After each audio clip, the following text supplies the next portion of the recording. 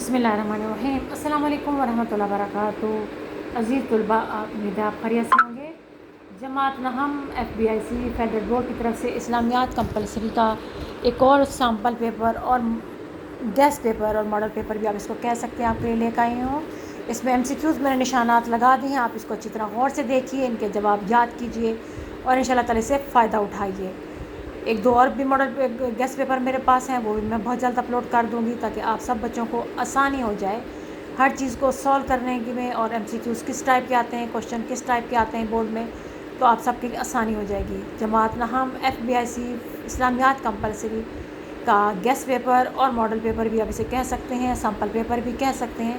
इसको स्क्रीनशॉट लीजिए और जूम करके देखिए तो इंशाल्लाह ताला आपको हर चीज़ क्लियर नज़र आएगी, क्योंकि फ़ॉन्ट साइज़ बहुत छोटा है।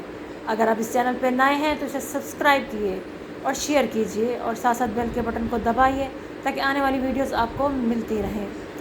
इंशाल्लाह उर्दू और इस्लामियात के और भी बहुत से MCQs मेरे पास हैं, इंशाल्लाह वो भी बहुत जल्द अपलोड कर दूँगी ताकि आप सब बच्चे इससे फ़ायदा उठाएँ।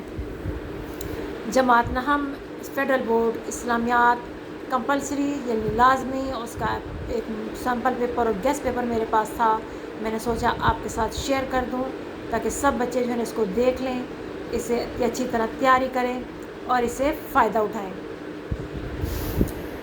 निशानात मैंने जवाबात के लगा दिए हैं, आपको यहाँ से आसानी हो जाएगी।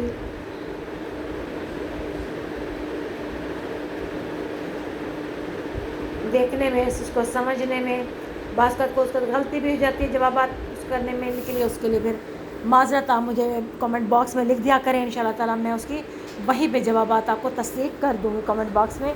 उस चीज़ की दोबारा वीडियो बनाकर डालना थोड़ा सा मुश्किल हो जाता है, गलती ज़ाहिर है ये सुधारनी थोड़ी सी मुश्किल लगती है। ये है आयात आप कम से कम 1 से 50 तक या 1 से 40 तक आप कर लें, आपको 1 से 75 तक करने की बिल्कुल ज़रूरत नहीं है। आप 1 से 40 या 48 तक जो है ना, जो रुकू बनता है कर लें, इंशाल्लाह ताला आपकी 3 आयात पक्की हो जाएंगी। अहादीस आप पहली 7 अच्छी तरह कर लें और आखिरी 3 के सिर्फ तर्जुमे याद करें। शॉर्ट क्वेश्चन आंसर भी आपके सूरह अनफाल के पीछे के जितने हम सारे करें, उसके बाद असबाक और हदीस में से भी कोई ना कोई शॉर्ट क्वेश्चन आंसर आ जाता है। उसके बाद है लॉन्ग क्वेश्चन आपके 4 चैप्टर हैं, 4 चैप्टर में से कम इनकी फ़र्जियत और फजीलत अगर ना भी करें तो कोई फ़र्क नहीं पड़ता, लेकिन बाकी 3 लाजमी अच्छी तरह करें।